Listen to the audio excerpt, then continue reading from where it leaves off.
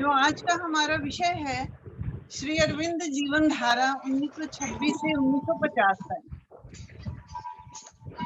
अभी तक हम सब श्री अरविंद के जीवन यानी कि 15 अगस्त 1972 से 24 नवंबर 1926 सिद्धि दिवस तक की श्री अरविंद की जीवन यात्रा में उनकी जीवन रूपी भागीरथी में डुबकी लगा रहे थे। बहुत ही आनंददायक विषय है।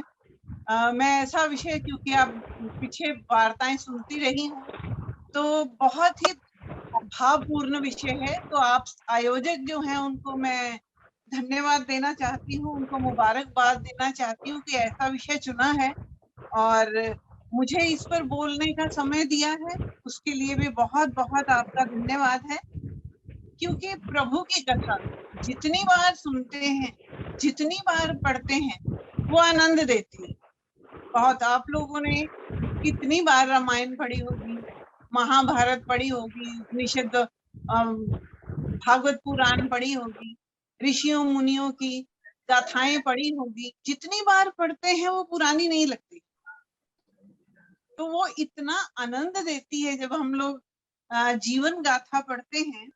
तो हमारा सौभाग्य है कि हम इस श्री अरविंद की जीवन रूपी भागीरथी में स्नान कर रहे हैं और बार बार ये पढ़ते हैं तो मुझे लगता है जीवन गाथा से भक्ति भाव जो है, प्रेम भाव जो है, वो बढ़ता है।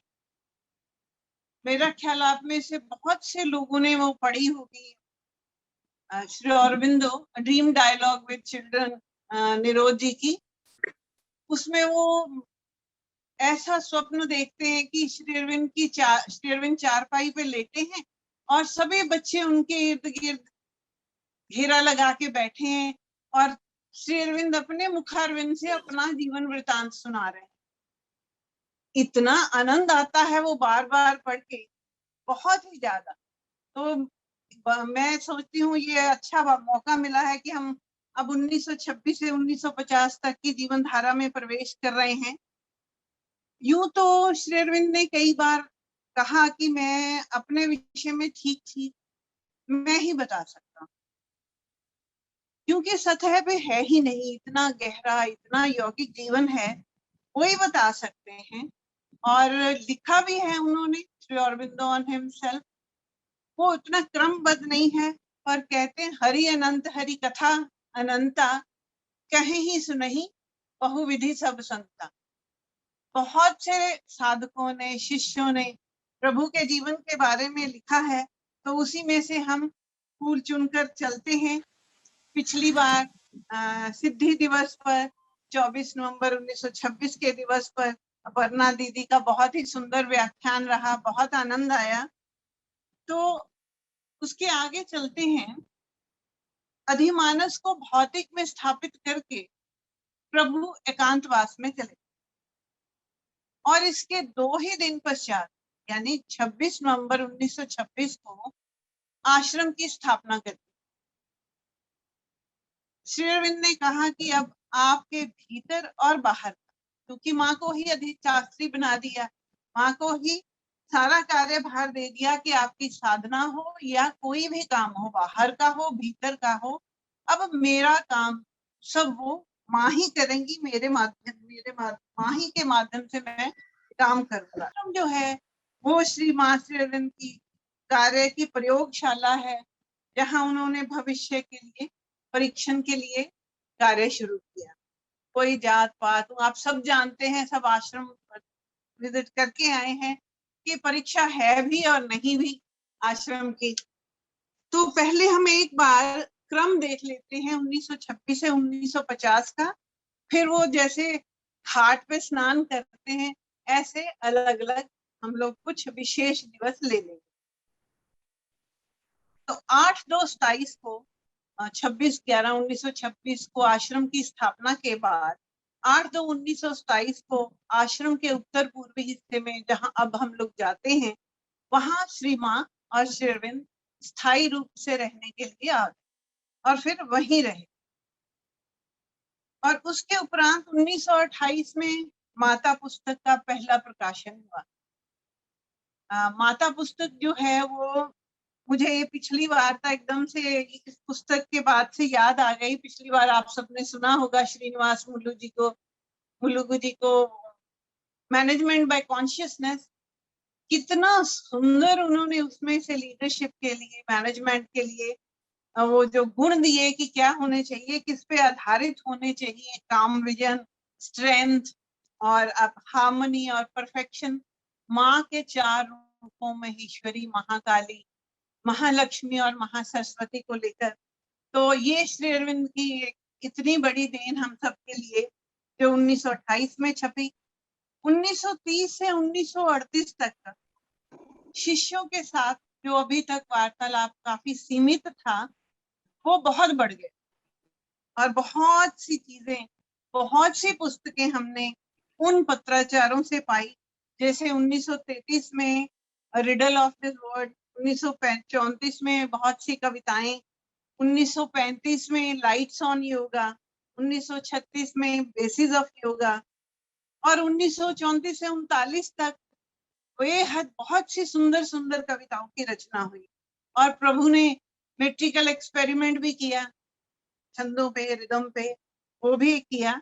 तो ये सब एक रिदम रहा उनका। और फिर एक बीच में 1938 की बात, 24 नवंबर 1938 सुबह 2 बजे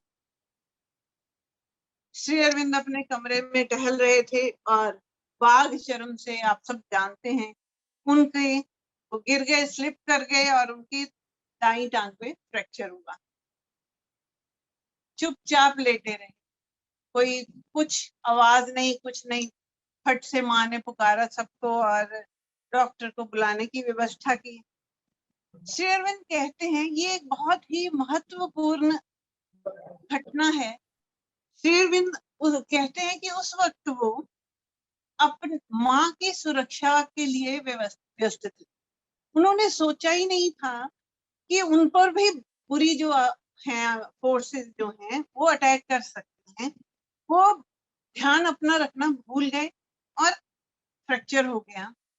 और इसको वो मानते हैं कि ये भी समझो एक जो युद्ध चल रहा है अच्छी ताकत को उतारने के लिए बुरी ताकतों से, तो ये एक तथ्य के रूप में, वो एक युद्ध के तथ्य के रूप में इसको स्वीकारते हैं।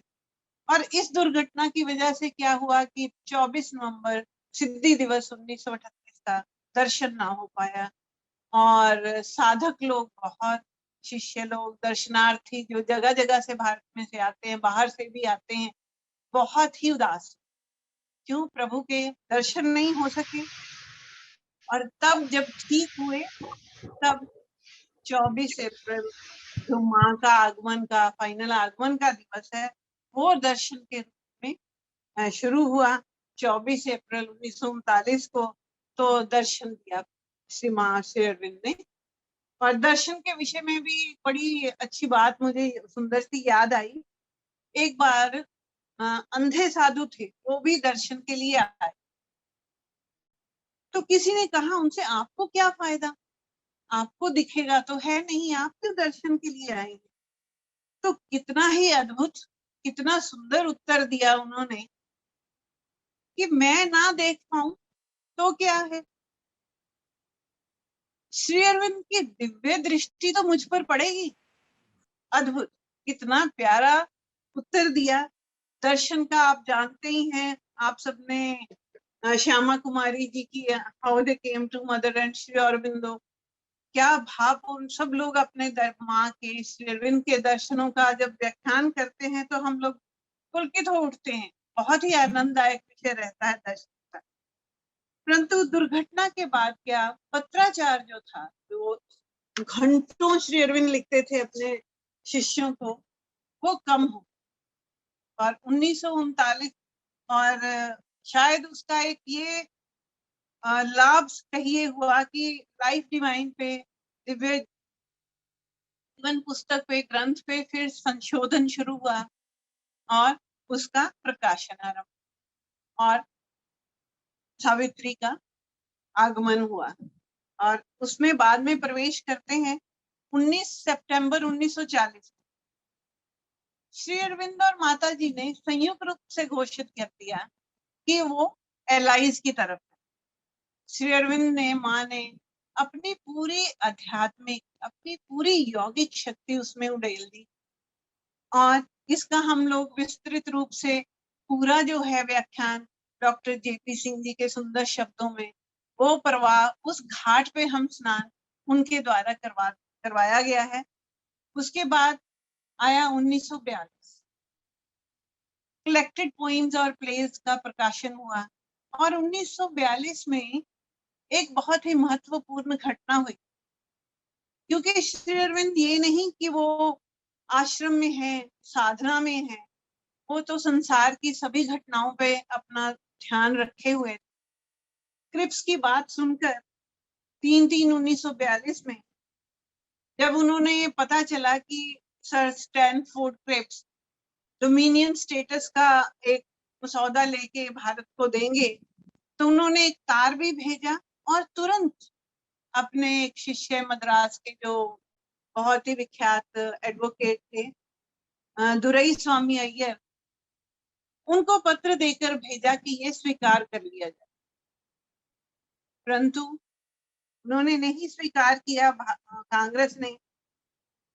तो किसी शिष्य ने पूछा, प्रभु आपको तो पता ही था कि ये स्वीकार नहीं होगा, तो आपने क्यों भेजा? तो उन्होंने बड़े उत्तर दिया, बहुत सुंदर, कि मैंने अपना थोड़ा सा जो निष्काम कार्य है वो कर दिया। तो हम जानते हैं कि वो नहीं एक्सेप्ट हुआ क्रिप्स का, तो विभाजन हमें झेलना पड़ा। उसके बाद 2 दिसंबर 1943 को आश्रम स्कूल की स्थापना हुई और माँ के जन्मदिन पर 21 फरवरी 1944 को श्री अरविंद के भविष्य दर्शन एडवेंट का पहला अंक निकला। और इस दौरान सावित्री का काम चलता रहा, वो हम बाद में लेते हैं। और एक बहुत ही महत्वपूर्ण दिवस आता है 15 अगस्त 1947, श्री अरविंद का 75वां जन्म दिवस और भारत माँ की स्वाधीनता। वो स्वाधीनता पूर्ण नहीं थी, परंतु मिली आजादी तो श्री अरविंद को संदेश देने के लिए कहा गया। तो अपने संदेश में उन्होंने अपने जो भविष्य के जो स्वप्न थे, जो हम बहुत ही आज भी उतने ही रेलेवेंट हैं, उनका जिक्र किया। और उनके शब्दों में मैं पढ़ना चाहूंगी, वो 15 अगस्त पे क्या बोला उन्होंने। 15 अगस्त मेरा अपना जन्मदिन है और स्वभावतः यह मेरे लिए प्रसन्नता की बात है कि इस दिन ने इतना विशाल अर्थ और महत्व प्राप्त कर लिया है।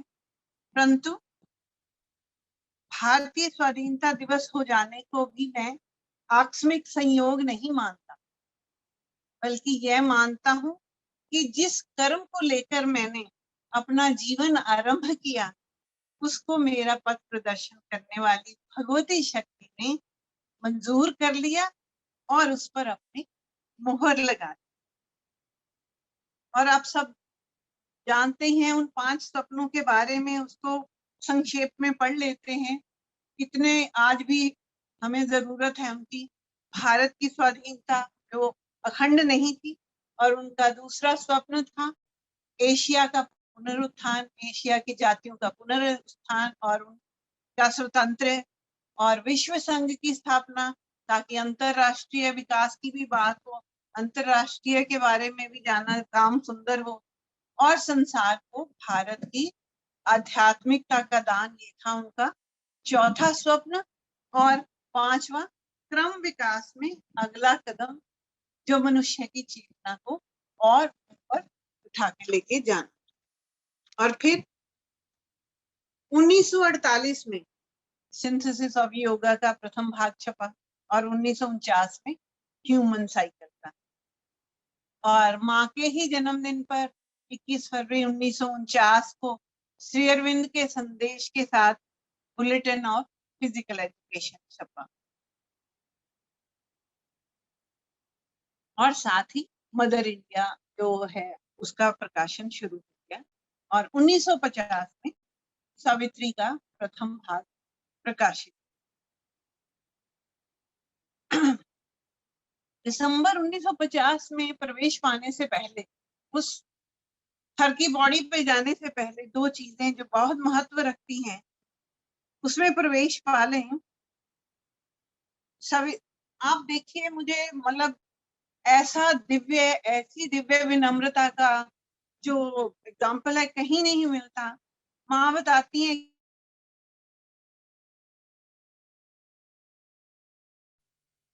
और मैं उस पर काम करना चाहता हूँ, देखता हूँ सफल होता है कि नहीं। इतने बड़े योगी, इतना साहित्य रच चुके थे, और वो आप देखिए कैसी दिव्य विनम्रता है।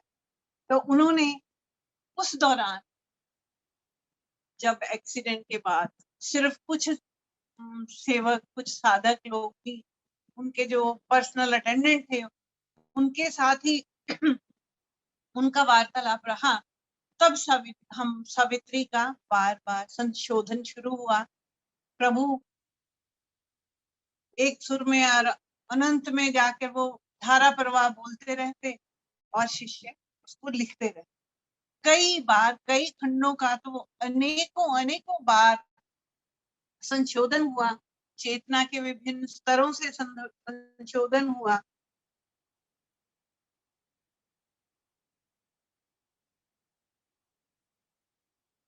श्री माँ और श्री अरविंद की पूरी साधना उसमें उतार दी गई। इस महाकाव्य के बारे में तब जो सचिव थे नलिनी कांत के लिए कहते हैं कि यह सावित्री धरती पर मानव शरीर में भागवत कृपा, सच में भागवत कृपा है। एक एक शब्द उसका मंत्र है। कोई सी ले लो, अभी आपने परसों ही मनोज भाई की मंत्र पे सुन रहे थे उनका वार्ता, तब भी उसमें ये बड़ा ही प्यारा उन्होंने कहा था कि सावित्री का भी एक एक पंक्ति, एक एक शब्द मंत्र है। कोई सा ले लो, ओनली वर्स थे who kept God in their hearts, all can be done if God touches is there। और आपको कोई भी समस्या हो, कोई उदासी हो, कोई प्रश्न का उत्तर चाहिए हो, इतना आपको स्पष्ट उत्तर देती है। मुझे याद आती है इससे एक घटना जुलाई 1993 की। 1992 में प्रभु पटियाला पटियाला से हूँ, और ये बात है जुलाई 1993। हम लोग अपना नया मकान बना रहे थे, और जुलाई 93 में बहुत बाढ़ आई थी पटियाला, बहुत बारिश। और जो हम जहाँ रह रहे थे किराए के मकान में, वो बहुत जर्जर हालत में था, हो गया। जो बुजुर्ग थी, मकान मालकिन अकेली थी, ज्यादा काम नहीं करवा पाती थी, और जो मेरे पास थे, मेरे सास ससुर और दादी सास, बच्चे, वो ऊपर ही देखते रहते कि क्या पता कब छत गिर जाए। तो क्या हमारी मकान मालकिन ने क्या, 2 गार्डर डलवा दिए छत अंदर अंदर की तरफ से। और मैंने तब भी वो ना सोए, छत को ही देखते रहे, क्या पता कब गिर जाए, घर बदलो। अब 2-3 महीने के लिए घर कौन बदले। तो तब मुझे याद है, हम लोग ज्यादा तो नहीं जानते थे तब सावित्री पुस्तक के बारे में, पर ये पता है कि जब रेलिक्स की स्थापना हुई थी, तो घंटों उसका हम लोग पाठ करते थे। तो मुझे मेरे पति ने कहा, तुम अपनी सावित्री से क्यों नहीं पूछती, वो जरूर उत्तर दे। तो जैसे ही मैंने पन्ना खोला, वो कहते ना कि जाकी रही भावना जैसी, प्रभु मूरत देखी तिन वैसी। तो जैसा आपको चाहिए होता है, आंसर जरूर मिल जाता है, उत्तर जरूर मिल जाता है। और जो मेरी नजरें जिन लाइनों पर पड़ी, perfect answer, 2 golden serpents round the lintel curved, enveloping it with the pure candid strength। अब इससे सटीक उत्तर क्या हो सकता है। मैंने कहा, आप कोई डरने की जरूरत नहीं, चैन से सो। मतलब कितनी, हर एक का ये एक्सपीरियंस रहा होगा सावित्री के साथ। श्री अरविंद ने इतना, मतलब एक वही पुस्तक हम लोग शुरू कर लें, उसकी एक पंक्ति को भी साध लें, तो जीवन में सफल हो जाए। तो अब एक पहलू जो हम छोड़ा था, पत्र व्यवहार, क्योंकि कितने साधक जो 1930 से 38 में कितना पत्र व्यवहार हुआ, जितनी पुस्तकें हम कितना, मेरा ख्याल नहीं कि जिंदगी का कोई भी पहलू हो वो अछूता रहा हो, वेदर वो नींद है, कर्म है, ध्यान है, योग है, कोई भी पहलू उसमें अछूता नहीं है जो श्री अरविंद ने उसका उत्तर ना दिया हो। दैनिक जीवन में जो भी शिष्यों को 8 घंटे, 10 घंटे, 12 घंटे, कितनी देर वो उत्तर ही देते रहते।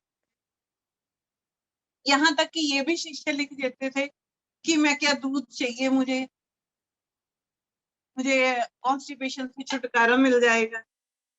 और तो और कि क्या मैं दही में नमक डालकर खाऊं या ना खाऊं, ऐसे प्रश्न तक पूछते थे और प्रभु उत्तर देते थे। और एक बहुत ही जो, क्योंकि हमारे पास श्री अरविंद का कोई रिकॉर्डिंग नहीं है, तो उनकी बहुत ही एक सेंस ऑफ ह्यूमर जो था, उसके बारे में इन पत्रों से ही बहुत सुंदर उनका हमें पता चलता है, उनके सेंस हास्यवृत्ति के बारे में।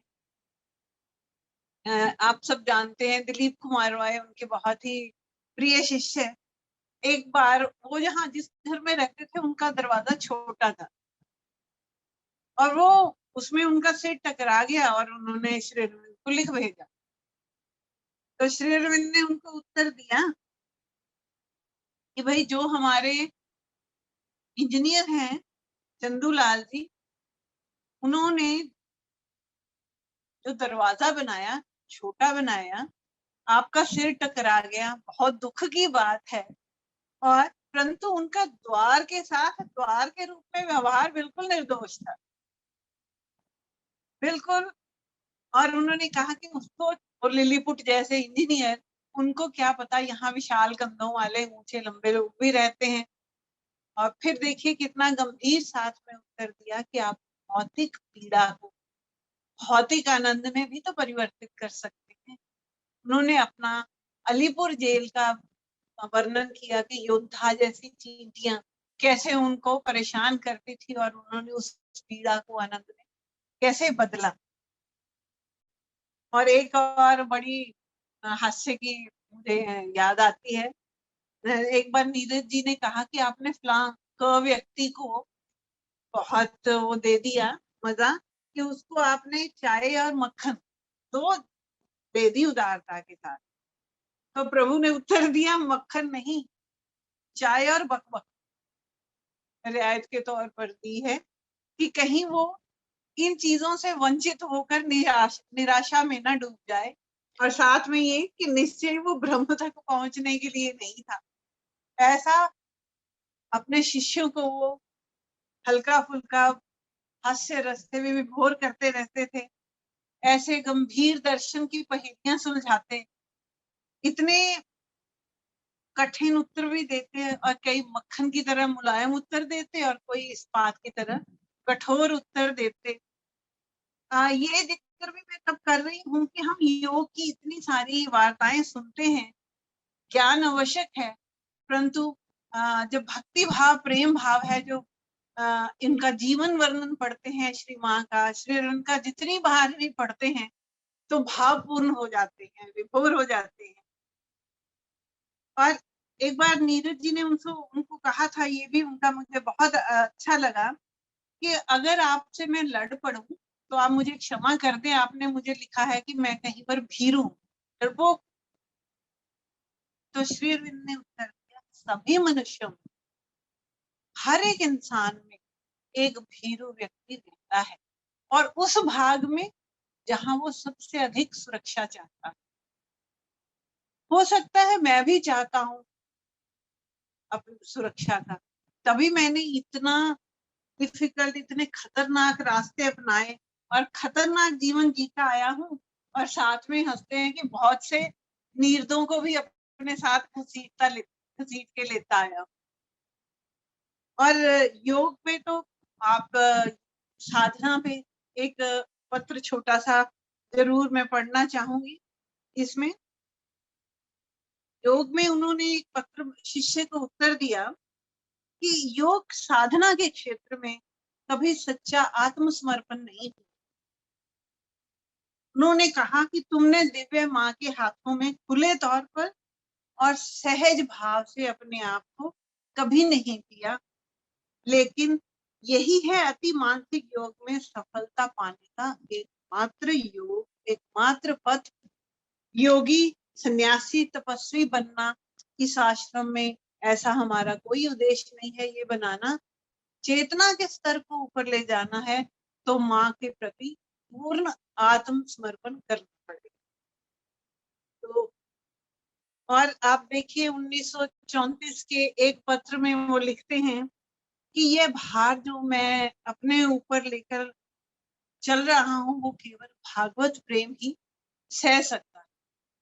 आप देखिए कितना हम लोगों के लिए काम वो कर रहे थे। तो वो श्री अरविंद के जीवन धारा में, जीवन धारा रूपी गंगा में जहां वो सागर से मिलती है, यानी कि उनका देहावसान, महाप्रयाण, वो भी जैसे जीवन के बारे में जानना कठिन है, ऐसे ही उनके महाप्रयाण के बारे में उसकी गंभीरता को, उसके भाव को समझना बहुत कठिन है। उन्होंने जब सावित्री लिख रहे थे तो तकरीबन 2 महीने पहले दिसंबर 1950 से एक बार कहा भी कि अब सावित्री को जल्दी से समाप्त कर देना चाहिए। हिंट दिया उन्होंने कि वो, और माँ ने भी एक बार कहा था कि I feel like living this body. तो उन्होंने कहा था नहीं, अगर भागवत कार्य के लिए, अति मानसिक कार्य के लिए यदि शरीर छोड़ना भी पड़ा तो मैं छोड़ूंगा, आप नहीं छोड़ेंगे।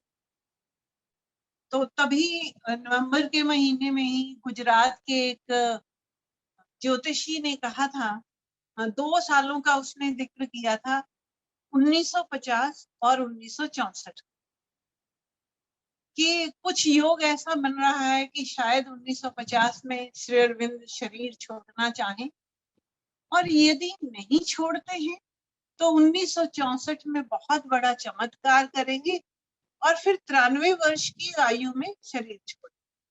तब भी श्री अरविंद ने कहा था, ओ 93 वर्ष, जैसे उनको ये बहुत लंबा लग रहा। शायद वो अंदर से जानते थे, और उन्होंने भी देखे कोई चमत्कार पूर्ण नहीं चाहते तो योग से जैसे मरते करते, मगर कुदरत में, प्रकृति में व्यवधान नहीं डालते थे और नेचुरल प्रोसेस से ही उन्होंने अपना छोड़ना चाहा। तो उन्होंने, उनको नवंबर के आखिर में किडनी की शिकायत हुई और यूरिन इन्फेक्शन हो गया। और आप देखिए जब उसमें इतना विष व्याप्त हो और श्री अरविंद को बार बार मूर्छा आती, और आम हम सब लोग डॉक्टर तो डॉक्टर, हम भी समझते हैं कि उसमें इतनी ज्यादा हो जाता है, मूर्छा डीप चली जाती है कि उससे बाहर निकलना बहुत मुश्किल हो जाता है। परंतु मेडिकल जगत में ये एक अचंभे की बात थी, श्री अरविंद थोड़ी देर बाद आंख खोलते, पानी मांगते, समय पूछते, और वो जो शिष्य जिनकी अंदर से कोई भावना थी कुछ पूछने की या कुछ ऐसा उनको चाहिए था जो नहीं अभी लग रहा था मिला है, जैसे चंपक लाल जी को गले लगाया उस दौरान, और डॉक्टर मनीलाल को संबोधन से बुलाया, ऐसे कितने उदाहरण। और 2 दिसंबर को आश्रम स्कूल का वार्षिक दिवस था, तो अपनी संभाल लिया अपने आप, फिर वह सब ठीक ठाक से हो गया। तो 5 दिसंबर 1950 को 1:25 जो मेडिकल टर्म में जो जैसे डॉक्टर बोल देते हैं कि उन्होंने अपनी देह त्याग दी। इतना विष था, और पौंडीचेरी जैसा वातावरण रहता है, जैसा मौसम रहता है, तुरंत शरीर काला पड़ जाना चाहिए। परंतु वो तो इतने सुंदर प्रकाश से दीप्यमान था,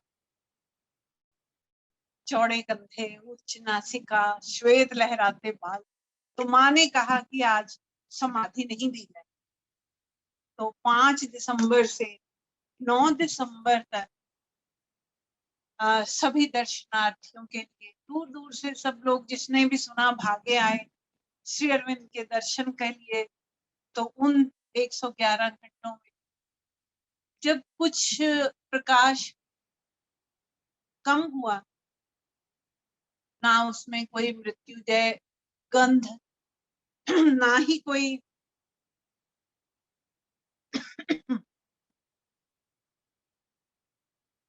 विकृति, तो 9 दिसंबर को साय 5 बजे बहुत ही भाव से, शांति से, सादगी से समाधिस्थ किया गया। रोजवुड के बक्से में, उसमें चांदी का रेशम लगा था उसमें, और आज भी वो प्रकाश हमारे लिए उपस्थित है। श्री मां ने 8/12/1950 को संदेश दिया था कि श्री अरविंद ने अपने शरीर के बारे में जो निर्णय किया, उसके लिए बहुत तक धरती में, मनुष्यों में ग्रहणशीलता का अभाव, तो नहीं तो इतनी जल्दी ना छोड़ते। वो तो उनके लिए है, मैं मृत्यु लोक से ज्वाला सा उठता अनंत में शोक रहित, मैं मृत्यु लोक से ज्वाला सा उठता अनंत में शोक रहित, मैं पीड़ित मरते धरा रज पर बरसाता अग्नि बीज हर्षित। और ये तो हमारी ग्रहणशीलता में कमी थी कि हम लोग नहीं, उनको जल्दी जाना पड़ा, परंतु आज भी वो भागीरथी सूक्ष्म जगत से हमारे ऊपर बह रही है। हम जहां भी आश्रम में जाते हैं महसूस करते हैं कितना प्रभाव है। हम, और देखिए अपना वो जो भागवत मुहूर्त की प्रभु बात करते थे, तो 15 अगस्त 2021, 15 अगस्त से 2022 को श्री अरविंद का 150वां वो भागवत मुहूर्त हमें फिर प्रेरित कर रहा है कि हम वो ग्रहणशीलता और ज्यादा, अपनी एस्पिरेशन, अपना अभिप्सा और दृढ़ करें, ताकि माँ और श्री अरविंद का कार्य जो है वो हम आगे बढ़ा सकें, चेतना का जो स्तर है वो हम उच्चतर ले जा सकें। तो श्री अरविंद के उच्च कार्य में हम लोग सहायक होंगे। श्री माँ ने एक कृतज्ञता के लिए, श्री अरविंद ने जो हमारे लिए किया, उस कृतज्ञता के लिए जो उनके महासमाधि पर, जो समाधि पर लिखवाया, उसको पढ़कर मैं अपनी वाणी को विराम दूंगी। तुम्हारे प्रति जो हमारे प्रभु के भौतिक आवरण रहे, तुम्हारे प्रति हम असीम कृतज्ञता प्रकट करते हैं। तुमने हमारे लिए इतना कुछ किया, हमारे लिए कर्म किया, संघर्ष किए, कष्ट झेले, आशा की, कितना सहन किया तुमने हम सबके लिए, संकल्प किए, प्रयत्न किए, तैयारी की, हमारे लिए सब कुछ प्राप्त किया। तुम्हारे आगे हम नतमस्तक हैं और ये प्रार्थना करते हैं कि हम एक क्षण के भी लिए तुम्हारे ऋण को ना भूलें, तुम्हारे ऋण को ना भूलें।